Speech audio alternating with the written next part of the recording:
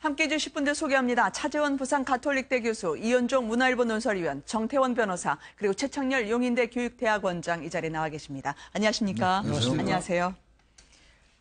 박 전 대통령의 발가락 부상이 심상치 않은 모양입니다. 오늘 재판 출석 때도 교도관의 부축을 받으면서 들어왔는데요. 오전 재판이 끝나자마자 바로 서울 성모병원으로 갔다고 합니다. 이렇게 하면 구속된 이후 넉 달 만에 외부 병원을 찾은 셈이 아닐까 싶은데 말이죠. 네, 한 2주 전쯤이죠. 그 구치소 생활하는 과정에서 이제 발가락이 좀 찧었던 모양입니다. 네. 그것 자체가 이제 아파서 사실 구치소 측에서는 뭐 엑스레이 촬영을 해봤는데 뭐 뼈가 부러진 건 없다라고 해서 당시에는 그냥 연고 처방만 받았었거든요. 네. 근데 그게 이제 상당히 이제 그 아팠던 모양입니다. 실제로 이제 계속 그 다음부터는 샌들을 신고 재판장에 출석을 했고 그 이후에도 그렇게 진전이 되고 최근에는 이 발등까지 상당히 부어올랐던 모양이에요. 아, 저 파란 승합차에 네, 타고 계시는 그렇습니다. 건가요? 오늘- 앞뒤로 많은 차량이 또 호송하던데 말이죠. 네, 오늘 아마 사법경찰들이 아마 이제 경호를 하고 오늘 재판이 이제 끝남과 동시에 오늘 사실 재판이 이제 롯데 신동민 회장이 이제 청와대에 오늘 그 만찬에 출석해야 되지 않습니까? 네. 이제 그것 등등 해서 일단 재판장이 일단 그래서 병원에 가도 좋다라는 이제 허락을 한 것 같습니다. 네. 그래서 오늘 그 서울 서초동 법원의 근처에 있는 서울 성모병원에 가서 전문의의 지금 MRI 촬영이라든지 구체적인 진단을 지금 받고 있는 상황 같습니다. 네. 단순히 박 전 대통령뿐만이 아니고 수용자들의 경우에 의료 문제가 생기면 굉장히 고통을 많이 겪거든요. 아, 그러시군요. 그래서 가능하면 이제 군내에서 치료가 안 되는 경우는 이제 외부 병원에 이제 가도록 하는데 이게 좀 인권 보호 차원에서 좀 더 확장이 돼야 됩니다. 아주 네. 예전에는 사람은 절대로 구치소나 기소소에 죽으면 안 된다. 그래서 죽기 전에 내보내는데 이제는 그 정도가 아니고 이 군에서 치료가 안 되면 빨리 적정한 치료를 받을 수 있도록 네. 그런 조치를 해주는 그런 이제 획기적인 개선이 필요하고 박 전 대통령의 경우에도 그런 차원으로 된 것으로 보입니다. 네. 조금 전에 흰 천으로 가리고 빈 침대를 승강기로 이동시키는 듯한 모습을 볼 수 있었는데요. 당초 철통 보안인 줄 알았더니 또 박 전 대통령은 다른 통로로 빠져나갔다고 하는데 이 정도는 해드려야 되는 건가요? 아니면은 조금은 과하게 해드리는 건가요? 뭐 전직 대통령에 대한 뭐 예우 차원에서 아마 저렇게 하는 것 같습니다. 뭐 박근혜 전 대통령이 사실 영의 몸이 아니라고 한다면 아무리 파면당했다고 하더라도 그 경찰의 경호는 받도록 되어 있지 않습니까? 그렇기 네. 때문에 일단 그 법원 청사를 빠져나오고 난 뒤에는 아마 경찰의 그 경호를 받을 수밖에 없는 네. 경찰뿐만 아니라 지금은 뭐 구치소의 교정당국의 보호를 받습니다만 아무리 전직 대통령이기 때문에 여러 가지 또 이런 또 이 통원 과정에서 여러 가지 또 불상사가 뭐 생긴다고 한다면 그에 따른 여러 가지 정치적인 후폭풍도 만만찮기 때문에 네. 아마 경찰을 비롯한 관계 당국에서 꽤 신경을 쓴 것 같습니다. 그러나 일반인들의 그 눈에는 저것이 좀 지나친 또 과잉 보호 아니냐 그런 시각도 있는 것도 사실인 것 같습니다. 네. 피의자의 인권보호 차원에서는 가려주는 게 맞습니다. 단순히 박 전 그렇군요. 대통령뿐만이 아니고 네. 다른 사람들의 경우에도 그것이 이제 특정 강력범죄 처벌에 관한 법에 따라 가지고 공개되는 네. 그런 사람이 아니라고 한다면 가능하면은 이렇게 공개되는 건 뭐 인권보호 차원에서는 별로 안 좋습니다. 네. 오늘 박 전 대통령에 대해서는 이걸 출당까지 시켜야 되는 거 아니냐. 이제 과거와의 절단을 선언해보자라고 자유한국당은 혁신안을 발표하려고 했던 모양입니다. 그런데 내부에서 좀 삐걱거리는 잡음이 발생을 했는데요. 어떤 상황이었는지 한번 들어보시겠습니다. 심각하게 쟁점이 되었다기보다는 어느 정도 언급은 있었습니다. 인적 쇄신 부분의 한 부분일 수도 있으니까 그런 부분에 대한 인적 쇄신 문제를 언급하면서 그러한 것들도 논의를 하는 자연스럽게 논의가 되었습니다. 탈당시키느냐 네. 마느냐로 여러분이 자꾸 질문을 해서 유도하는데 우리가 하는 거는 인적 쇄신의 네. 문제를 어떻게 할 것이냐고 그 중에 한 가지 문제가 박근혜 대통령 문제도 포함되는 거죠. 너무 그러지 마세요. 이제는 박 전 대통령 오늘 병원에서 치료를 받는 몸이 편치 않은 전직 대통령을 봤습니다만 이분과 단절을 해야 새로운 정당 구축해야 되는 게 아니냐라는 논란이 아마 저 혁신위 안에서 좀 있었던 모양입니다. 자유한국당은 이 인적 쇄신이 일단 전제가 되어야 될 것 같아요. 네. 자유한국당이 혁신위원회도 구성하고 지금 이제 방금 나온 유석춘 위원장을 영입했는데도 불구하고 제1야당으로서 지금 현재 지지율이 2위이긴 합니다만 네. 여전히 국민들로부터 어떤 신뢰를 회복하지 못했다고 생각을 합니다. 그 가장 핵심은 역시 인적 쇄신이 잘 안 된다는 것이고 인적 쇄신의 네. 역시 중간 그 핵심에는 박근혜 전 대통령을 배제할 수 없을 것 같아요. 네. 그러니까 지금 자유한국당은 최근에 뭐 여러 가지 그 증세 논란, 뭐 감세 논란도 있잖아요. 그 담배세 관련된 것도 있고 그렇죠. 한데 기본적으로 자유한국당이 지금 정확하게 성찰해야 될 것은 시대 정신이 무엇인지 그리고 현재 국민들이 바라는 것이 무엇인지에 대한 정확한 인식이 있어야 될 것 같아요. 네. 그리고 난 다음에 박근혜 전 대통령 등 친박 핵심에 대한 국민들이 납득할 수 있는 정도의 어떤 그 조치가 전제되지 않으면은 아무리 혁신위원회가 무슨 안을 내놓고 쇄신한다고 하더라도 국민들이 여전히 자유한국당에 대해서 제1야당으로서의 신뢰를 갖기 어렵다라는 말씀을 드립니다. 네. 자유한국당 인적 쇄신이 어려운 문제 중에 하나가 뭔가 하면 네. 친박 핵심들에 의한 국정농단도 있었지만 또 한 가지는 지난번 총선 때 공천을 받은 분들이 사실은 대부분 박 전 대통령이나 친박 핵심들로부터 공천을 받은 거나 마찬가지거든요. 네. 그게 지금 이제 국회의원은 됐는데 이제 자기들을 밀어준 그런 소위 친박의 지난번 국정농단 책임있는 사람들을 물러나라고 해야 될 입장인데 그게 쉽지가 않은 거죠. 네. 그러나 그렇다 하더라도 거기에서 벗어나지를 않으면 인적 쇄신이 되지 않으면 자유한국당은 앞날이 밝다고 볼 수가 없는 것이 지금 자유한국당이 가지고 있는 고민입니다. 여당의 부자 증세에 맞서서 우리는 서민 감세를 하겠다. 따라서 담배세도 우리는 내리겠다라는 취지로요. 추진하겠다는 홍준표 대표입니다. 서민행보 박차일까요? 휴가 기간 동안에는 영국 보수당 부활의 비결을 일명 열공하겠다고 하던데 말이죠.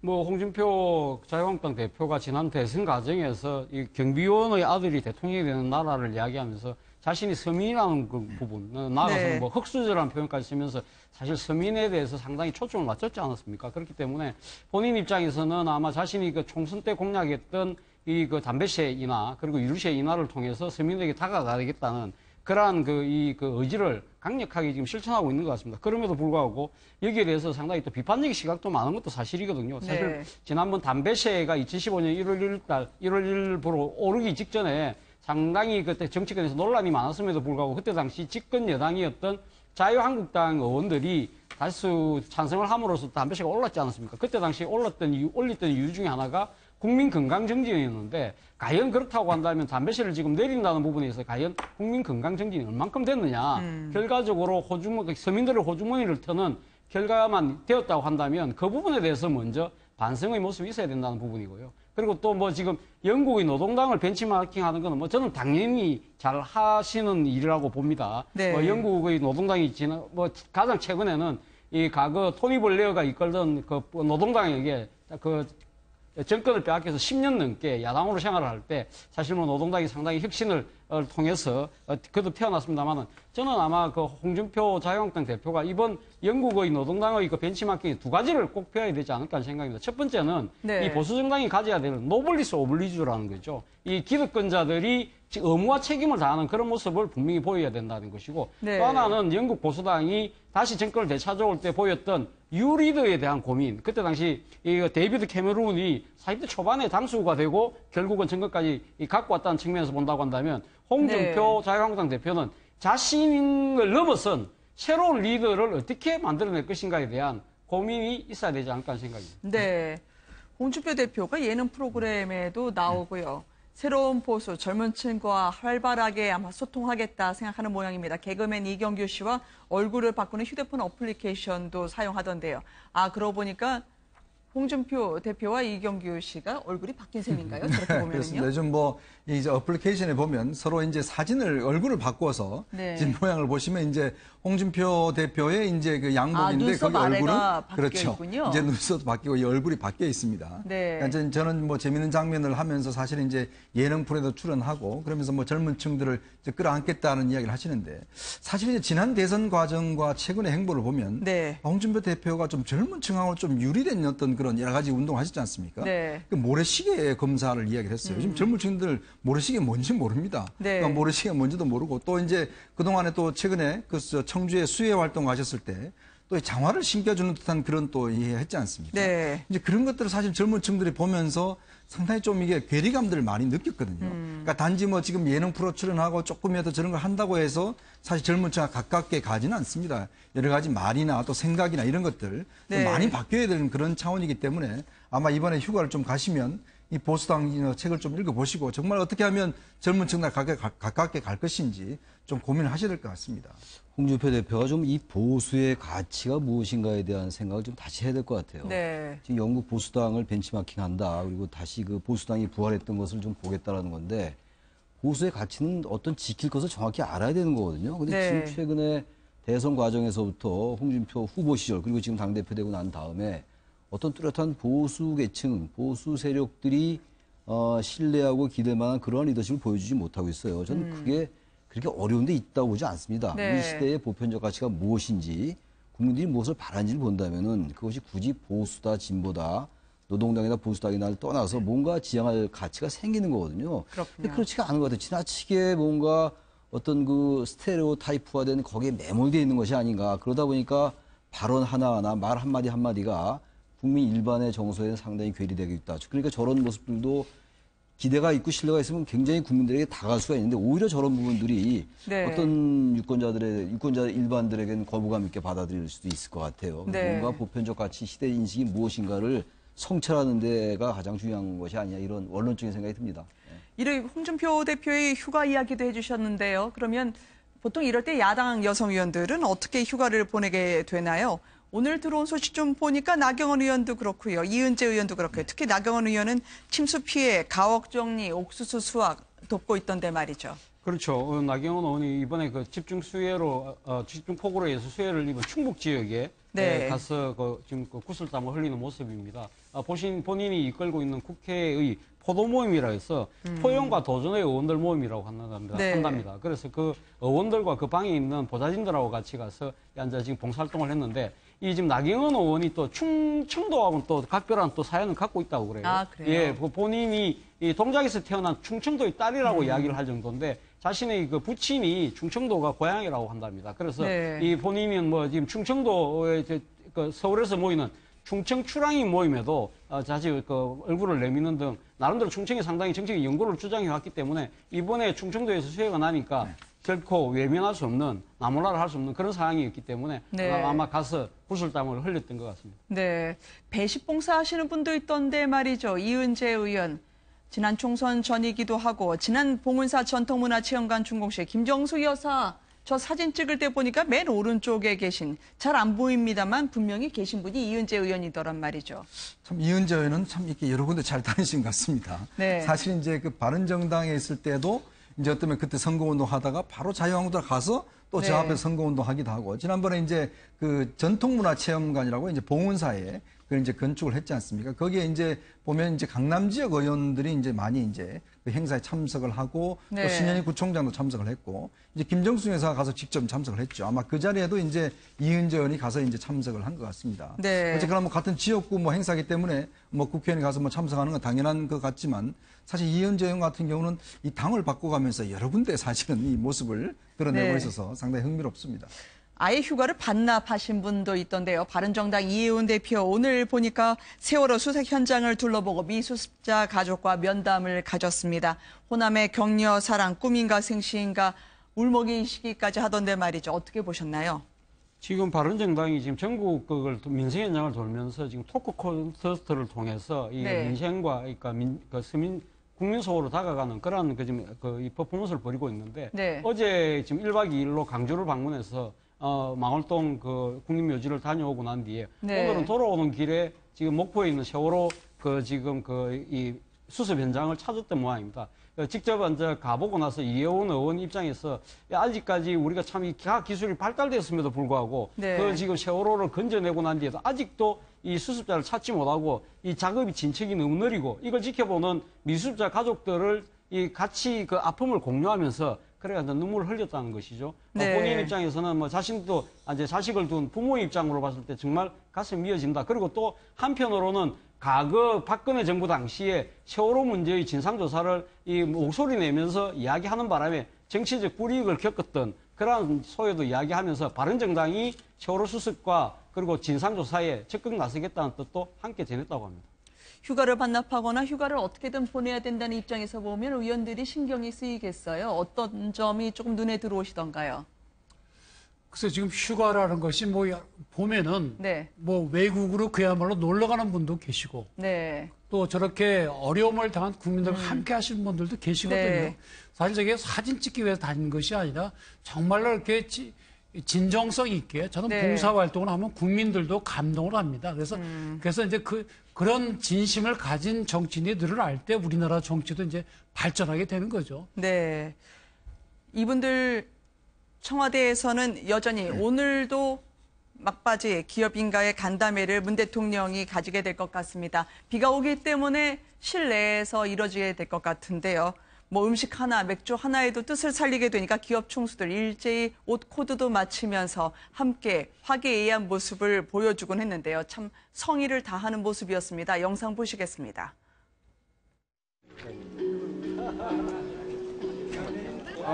여기 안주를 여기 놔놨네. 아, 예. 오, 야. 아, 밀가루를 하고. 예.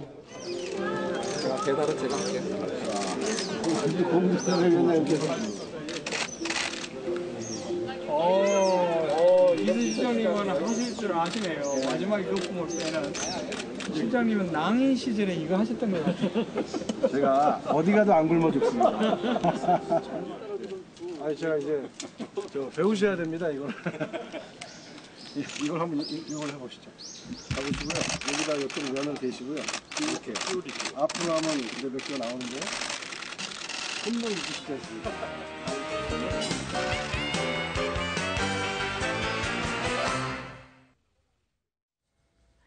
저게 테이블 세팅입니다. 저 안엔 접시도 있고 음식도 있다고 하는데 찾아보실 수가 있을까 모르겠어요. 재벌 총수분들은 저기서 치즈도 그리고 과일도 드셔야 된다고 했다던데 평소에 접시 없이 저렇게 드시는 건 처음이셨을 것 그러니까 같아요. 좀 당황하셨을 것 같아요. 네. 근데 이제 저 어제 한 셰프 같은 경우는 이제 사실은 이제 방랑식객이라고 그래서 네. 그러니까 자연에 돌아다니면서 자연에 있는 풀을 뜯고 뭐 거기 나무를 뜯고 해서 이제 그걸로 이제 하나의 이제 플레이팅을 만드는 겁니다. 그러니까 저 안에 음식이 있고 다 있는 그렇죠. 거죠. 저게 지금 다 또 네. 청와대에서 뜯은 거예요. 그러니까 저분이 네. 오늘 청와대에서 뭐 소나무도 뜯고 풀도 뜯고 꽃도 뜯고 해서 네. 사실 그걸 직접 만들었습니다. 아유, 만들어서 저게 또 어렵네요. 음식도 올려놓고 네. 그래서 사실 이제 저분 음식을 드시는 분들은 처음에는 좀 이게 무슨 풀인가 무슨 꽃인가 뭐 상당한데 다 네. 저게 이제 어떤 면에서 보면 자연에 있는 음식 그대로를 이제 저렇게 만드신 거거든요. 네. 그러니까 그렇게 이제 어제 이어서 오늘 또 사실은 이제 청와대 비가 오기 때문에 오늘은 이제 상춘지에서 하지 않고 오늘은 이제 본관에서 이제 네. 저렇게 이제 그 한다고 합니다. 어제 좀 음식과는 좀 다른 음식들을 좀 오늘은 내놓고 하는데 사실 이제 저분 같은 경우는 어려서부터 이제 이래 돌아다니면서 음식을 하는데 익숙해서 이 네. 자연에 있는 것들 다 이용해서 하기 때문에 이 기존에 드신 거하고는 좀 다른 좀 당황스러운 측면이 좀 있을 겁니다.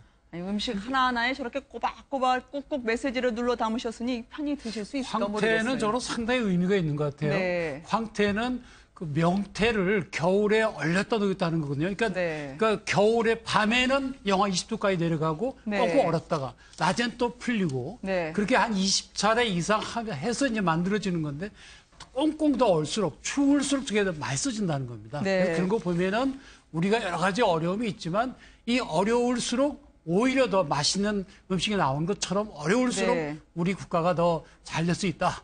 그런 상징성을 가진 점에서 저분이 방랑식객이 아니라 앞으로 정치를 하셔도 될 정도로 상당히 그 점에서 식견이 있으신 것 근데 같습니다. 음식 저렇게 의미를 네. 담고 메시지를 전달하려 하는 거 전 충분히 긍정적으로 평가할 수 있다고 네. 봅니다. 근데 과거 김영삼 전 대통령 때 칼국수가 또 유명했잖아요. 그랬죠. 청와대 가면 다 칼국수집 먹고 나오는 건데 저런 의미도 좋습니다만 역시 저런 것들이 의미를 가지려면은 저런 이벤트성 행사들이 의미를 가지려면은 어제 대통령과 기업인들과의 만남 속에서 네. 지금 대통령은 국민을 대표해가지고 뭔가 기업들이 불편할 수 있는 걸 계속 제시하고 있는 거잖아요. 증세 문제도 그렇고 최저임금도 그렇고 네. 기업들은 당연히 그런 부분들이 불편한 것이고 국가와 시장과의 관계라는 게 있는 것이고 노동과 자본의 관계가 분명히 있는 거거든요. 그렇죠. 그렇다면 대통령과 기업의 입장이 다르기 때문에 그 분위기를 좀 완화해서 그러기 위해서 호프 미팅도 갖고 마음을 좀 편하게 털어놓고 얘기하라는 거 아니겠어요? 그렇죠. 그렇다면 어제 그런 얘기가 좀 나왔어야 되는 건데 의외로 그런 얘기가 안 나왔어요.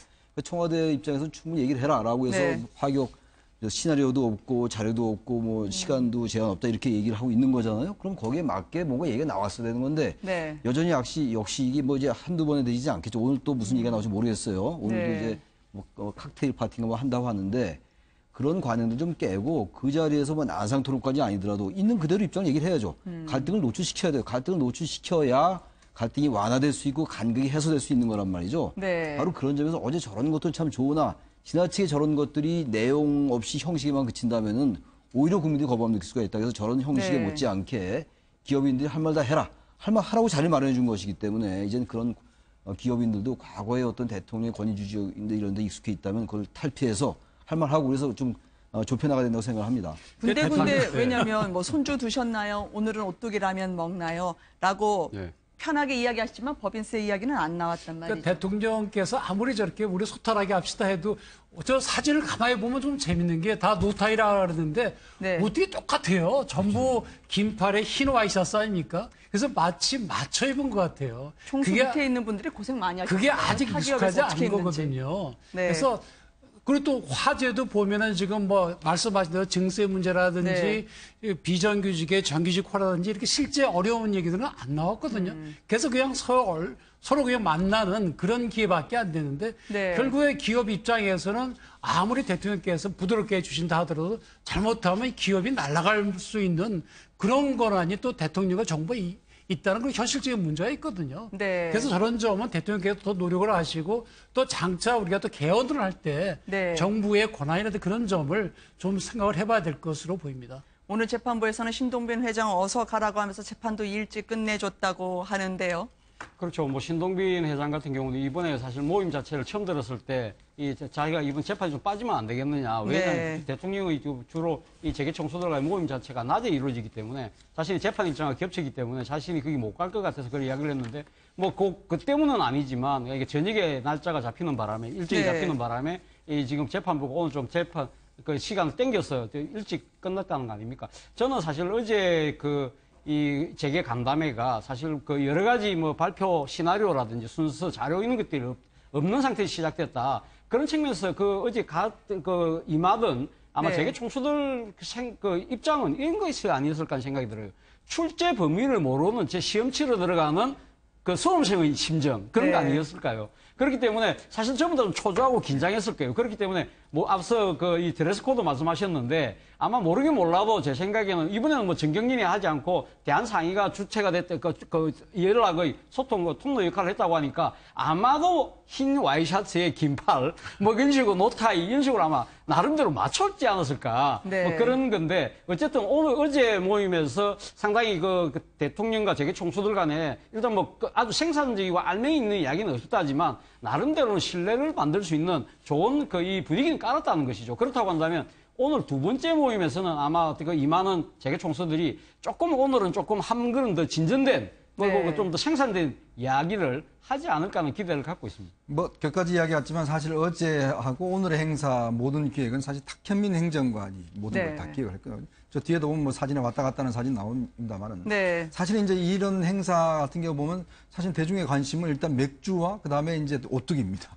그 자체가 이야기하는 메시지들이 다 거기 포함되어 있는 것이거든요. 네. 왜 제자리에 오뚜기 회장이 갔겠습니까? 결국 오뚜기라는 게 비정규직이었고 그다음에 상속세 잘 내고 뭐 등등 여러 가지 그런 모범 기업이지 않습니까? 그러니까 뭐 말을 하지 않아도 그냥 그 메시지로 이야기하는 것이고 네. 저 수제 맥주도 사실은 이제 대기업에서 생산한 맥주가 아니라 그러니까 중소기업에서 어떤 면에서 전원이 네. 정규직인 그 회사에서 만든 맥주란 말이죠. 그러니까 그걸 통해서 결국 하는 메시지가 다 있는 것이기 때문에 네. 저런 면에서 보면 사실은 이제 문재인 대통령이 지금 계속 탁현민 행정 그만두라고 압박이 심한데 못 그만두게 하는 또 이유도 솔직히 있는 것 같습니다. 나름대로 네. 이런 행사를 기획한다는 게 정치와 저런 것들을 잘 버무린 뭐 그런 어떤 능력 자체가 또 뭐 돋보이는 행사 같습니다. 네. 어제 경총 부회장이 기자회견을 했어요. 잘 보도에 네. 나오지 않았는데 바로 저 이제 간담회가 있는 날 보도를 기자회견이 있었어요.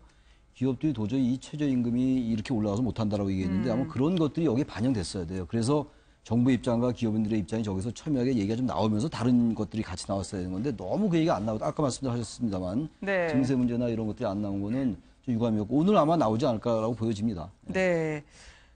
갑자기 들어온 사건이 있어서 꼭 전달을 해드려야 될 것 같습니다. 뉴스앤이슈에서는 사건을 최근에 해드렸던 것 중에서는 가장 충격적인 사건일 것 같습니다. 40대 여성 환자에게 아마 이 의사는 프로포폴을 투입했던 모양입니다. 이 여성은 자신이 우울증을 겪고 있기 때문에 아마 투약해달라고 했던 모양인데요. 이 여성이 그런데 숨졌습니다. 근데 숨지면 유족에게 연락할 줄 알았더니 그 시신을 바다에 버린 병원장이 검거가 됐어요. 어떻게 된 겁니까? 네, 상당히 뭐 엽기적인 일이 벌어진 것 같습니다. 지난 4일입니다. 경남 통영에 있는 한 병원에서 네. 아마 이 병원에 이제 단골이었던 모양이에요. 아마 주점에서 근무하는 40대 여성이 와서 지금 화면에 나오는 네, 이 여성이군요. 그렇습니다. 원장한테 이제 좀 프로포폴을 놔달라. 네. 뭐 이렇게 해서 이제 프로포폴을 맞았는데. 그럼 이 장면이 네, 병원에 들어가는 장면. 병원에 들어가는 장면인데. 가서 이제 뭐 그동안 계속적으로 좀 맞았던 모양입니다. 네. 근데 문제는 이 프로포폴 다 주사 맞고 난 다음에 인기척이 없었다는 거예요. 나중에 보니까 이미 숨져 있는 상태였다는 것이죠. 네. 그렇다고 하면 이제 병원장이 당연히 신고를 해야 될 텐데 네. 병원장이 간호원들을 다 일찍 퇴근시키고 난 다음에 렌트카를 빌려서 그러면 저 화면 속에 빨간 동그라미로 확인할 그렇습니다. 수 있는 저 차가 결국은 여성이 숨진 다음에 간호사들을 퇴근하게 하고 렌트카를 빌려서 시신을 유기할 장소를 물색하고 있는 건가요? 그렇습니다. 렌트카를 빌려서 통영에 이제 바닷가로 가서 시신을 유기하고 난 다음에 거기에 이제 손목시계라든지 네. 이런 것들을 놔뒀다는 거죠. 왜냐하면 저 여성이 평소에 우울증 같은 걸 좀 앓고 있었다 그래요. 그러면 혹시 저 화면 속에 보이는 검은 가방이 시신을 유기했을 것으로 네, 보이는 그런 것 가방으로 같습니다. 보입니까? 네, 그렇게 해서 네. 이제 유기를 하고 난 다음에 이제 그냥 이제 나중에 경찰에서 발견했는데 경찰이 보니까 굳이 이 여성이 그렇게 자살할 이유가 없었다는 것이죠. 네. 그리고 또 CCTV를 확인해 보니까 이렇게 비가 오는 가운데서 저렇게 병원 가던 렌트카를 발견했고 그리고 렌트카의 소유주를 확인해 보니까 그 당시에 바로 이 병원 의사가 이제 빌렸던 게 확인이 됐다고 합니다. 네. 그래서 이 병원 의사를 불러서 이제 결국 자백을 받아냈는데 이 병원 의사 같은 경우는 본인이 지금 병원을 경영하고 있는데 네. 얘가 적자가 많이 났던 모양이에요. 근데 만약에 이렇게 그 의료 사고가 날 경우에 나중에 손해배상을 많이 해줘야 되지 않겠습니까? 그렇죠. 그런 손해배상 자체 하기가 두려워서 일단 여성의 사체를 유기를 했다라고 진술을 하고 있습니다. 네. 현장을 그러니까 의사가 잘못 본 거예요. 저게 자살할 때 되게 보면요. 네. 신발들을 벗어요. 근데 네. 지금 저 경우는 그 먹던 우울증 약을 약하고 뒀다고 하는데 시계줄을 놓았죠. 시계줄은 옆에 떨어져 있다고 그러고 네. 그러면 현장 자체가 자살하고 좀 안 맞거든요. 그렇습니다. 그래서 의사 바로 저 생각에 약이군요. 그렇습니다. 저 시계줄하고 말이죠. 예, 그러니까 의사 생각엔 자살할 때 이렇게 생각하는데 오히려 신발을 벗겨 두었으면 이게 자살일 수도 있다 생각했을 수도 있죠. 네, 통영 아마 해양경찰서에서 수사를 했던 모양인데 처음에 이 여성의 시신이 바다 위에 떠오르니까 자살로 추정을 많은 분들이 했던 모양입니다. 그런데 왜 많은 바다 중에 연고도 없고 인적이 있더만 여기까지 와서 극한 선택을 해야 했을까? 저 약병과 저 시계줄이 놓인 위치가 아마 단서가 됐던 모양입니다. 심상치 않다고 감지했다고 하는데요. 직접 수사했던 경찰의 이야기 들어봤습니다.